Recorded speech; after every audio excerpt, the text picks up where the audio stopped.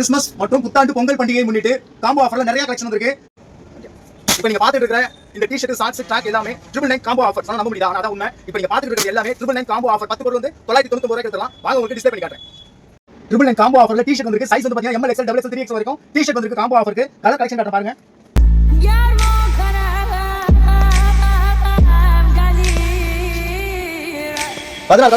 இதுவும் combo offer தான். 999 combo ஆஃபர்ல வந்துரும். கிளாத் வந்து ஹெவியா இருக்கும். Heavy cotton T-shirt. சைஸ் வந்து பாத்தீங்கன்னா ML, XL, XXL.